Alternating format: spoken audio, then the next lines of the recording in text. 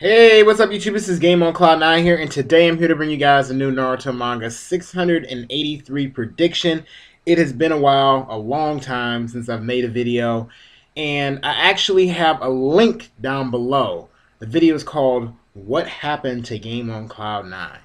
And I suggest some of you guys check it out if you're kind of curious as far as maybe like a little quick thoughts on my chapters the past couple months. I mean, it's not a long video, but talks a little bit about that, and I'll also talk about something else I have planned for this channel coming up very, very soon, if everything goes right. So click down the link below. But anyway, it is time to talk some Naruto.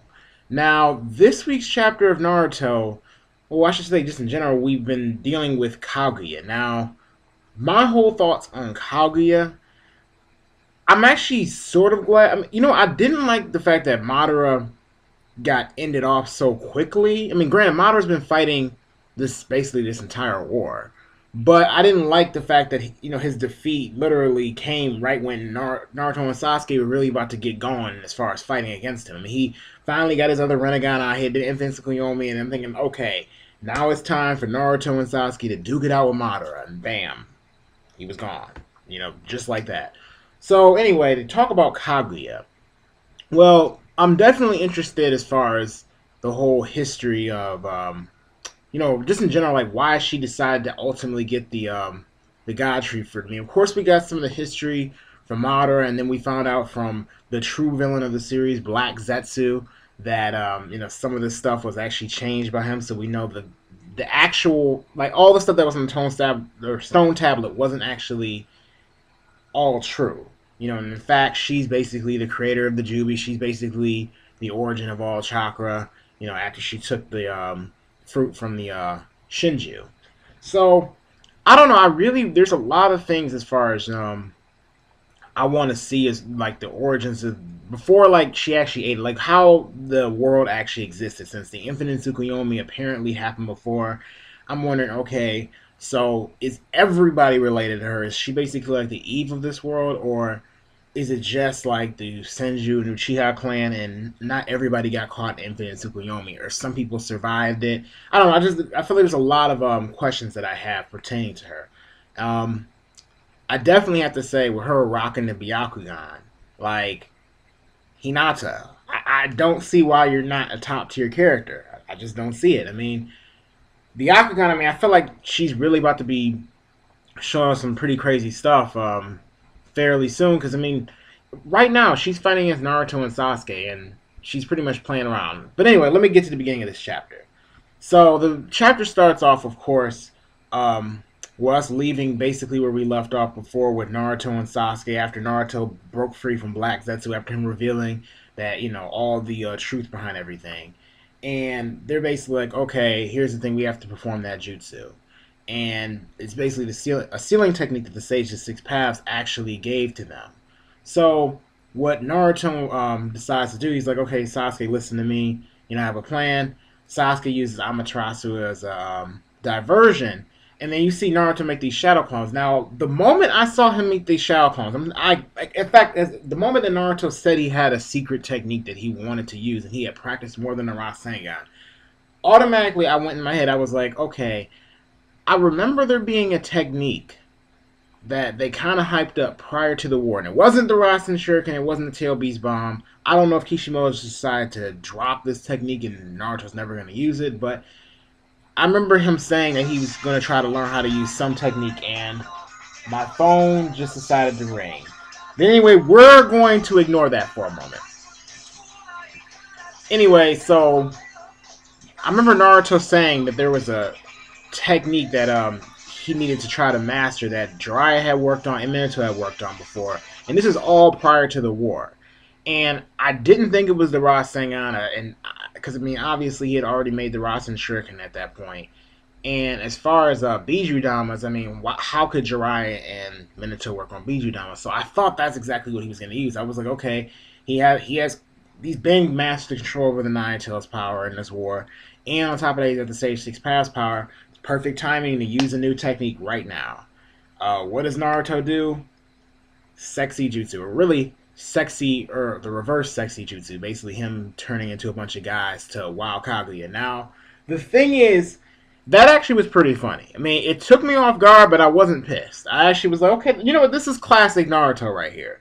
Granted, a lot of people always talk about the quality about Naruto. People debate about that all the time. But I don't think anybody who has been watching Naruto since the beginning could have got mad at that. And who would have ever thought sexy jutsu would have actually been effective? I never thought, especially as a top tier character. I mean, Naruto's used that jutsu in like as far as like maybe against some of his teachers or something like that, but he's never actually used it in combat. He actually effectively used it in combat. He literally punched a god. Basically, that's what Kaguya is. I mean, Kakashi acknowledged that. I mean, I don't even understand why Kakashi and Sakura are actually there right now, because honestly, they're just bystanders. I mean, they're basically hindering Naruto to a degree. I mean, granted, now he has his clone kind of protecting them, but to me, the only one who actually even could be even slight bit useful is probably Obito, and maybe Kakashi, only because of his intelligence. But even then, I mean, he wouldn't actually be able to use any techniques. Only reason why I say intelligence is because, okay, maybe he could devise a plan for Naruto and Sasuke to be able to act out. And Obito, because of Kamui, he can avoid taking damage, and maybe he can teleport Naruto and Sasuke here and there. Sakura, I never said this prior to Naruto getting the stage of 6 pass power, because I didn't think this was the case. I thought Sakura did have some use to her. But now that Naruto has a stage of 6 pass power, he's able to freaking heal everybody, give people new eyes, limbs, you know, tell people, you know, I mean, basically do anything to anybody. You know, save people from the brink of death. Do things beyond what Sakura was able to do with her medical ninjutsu. She's useless now on the team because she doesn't bring anything. She doesn't bring power, intelligence. She doesn't bring that. You know, I mean, she's okay. She's a really good ninja as far as just normal ninjas come. But in terms of top tier, she doesn't bring intelligence. She doesn't bring strength anymore, really. Well, I mean, I guess she can punch hard, but I mean, Naruto and Sasuke, they bring the offense, so that doesn't really matter. And in terms of medical ninjutsu, that's not really helpful anymore either, because, hey, if I lose an arm, I'm not calling Sakura. I'm calling freaking Naruto. Hey, give me a new arm. Bam. So, oh, man, I don't know, yeah. As far as that's concerned, yeah, she's definitely, what everybody says now, useless. Now, getting on to later part of the chapter, if I were to talk about after Naruto uses the reverse jutsu, what was it? What did he do? Oh yeah, Kaguya. Soon, like after Naruto punched Kaguya, that's when they tried to go ahead and seal her, and then she transports them to another dimension. You know, which I'm not too surprised, because I mean, again, she's stronger than the Sage 6 Paths. Sage 6 Paths, goddess, shinobi, created the moon. Just laying it out there, made it, think about it. Took the tail beast, split them into 9 parts, and she's supposed to be more powerful than him. So anything she does not surprise me. If she starts using every Kekkei Genkai, you know, that any shinobi's using the entire series and starts whooping them out next week, it will not surprise me. And she transports them to some kind of ice world. They're frozen, they can't move. And then Naruto, I think he started trying to use the black balls that he has floating behind him, which I'm wanting to see more from him. I want to start, actually, I almost want to say Obito actually used them the best out of, like, either him and Madara. Like, he was the best out of the 3. I mean, granted, Obito spammed it, but, I mean, I'm glad Naruto's not spamming it, but, I mean, he could use it a little bit more craftier, you know, like, kind of like how Obito did. But, yeah, so, like, Sasuke freed them with Amaterasu, and then Kaguya then proceeded after Black Zetsu advised it, which to me, I mean, Black Zetsu really seems like he's running the show. Kaguya seems like she's more or less the puppet right now, because then, you know, he's like, hey, you know, we need to go ahead and split them up, you know, and then you see Kaguya instantly, like, basically make some kind of portal, you know, on some Janemba type stuff. If anybody knows about Janemba from what do you call that? Forgot the name of the Dragon Ball Z movie it was, but you know, just link it down below. Whoever remembers the Dragon Ball Z movie I'm talking about with Janemba, you know, link it down below. But yeah, basically on some Janemba stuff, reaching through the dimension, grabbing Sasuke, and then pulling him to the dimension, and then he ends up in some kind of desert world, and that pretty much is the end of this week's chapter. Now, another thing I have to say about this.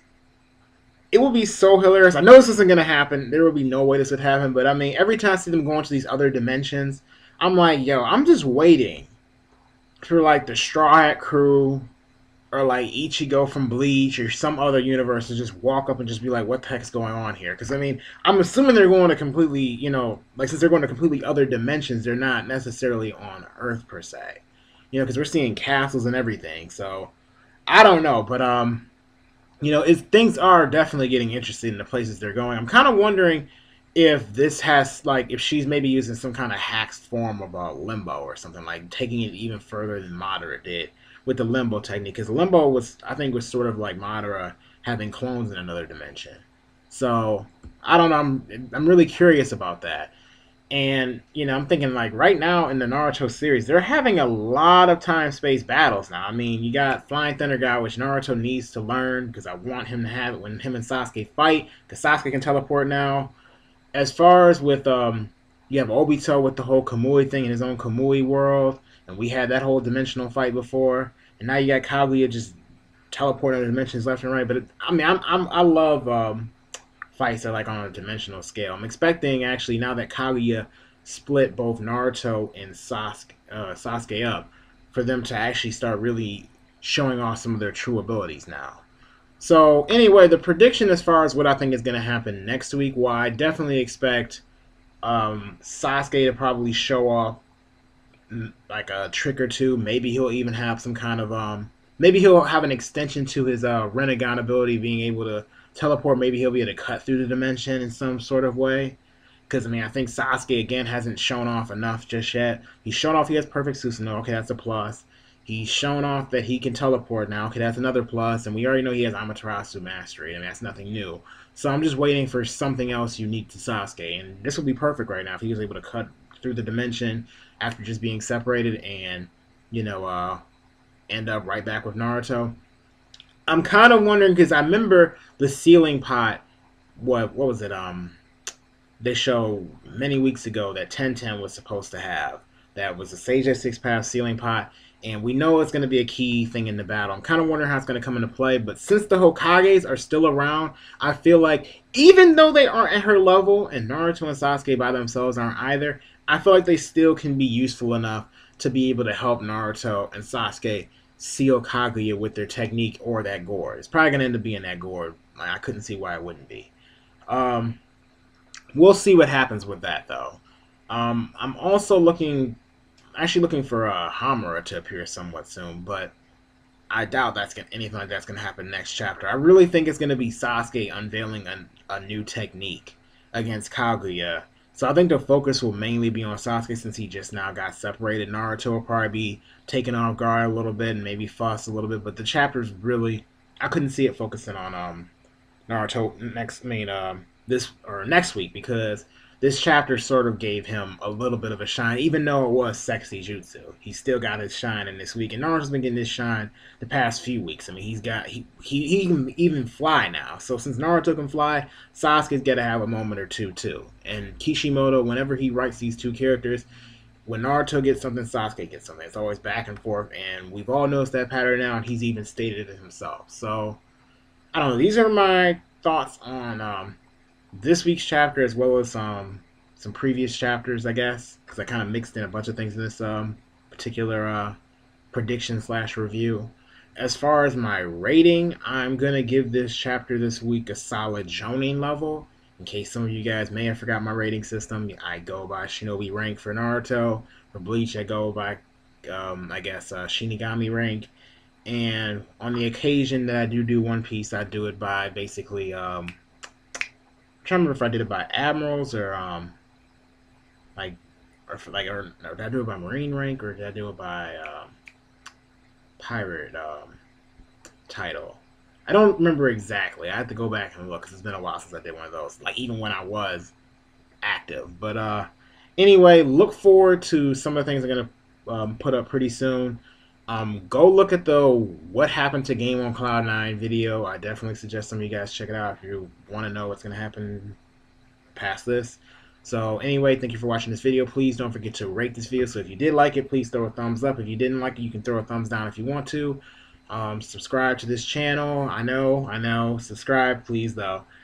And comment down below what your thoughts. Anyway, see you later.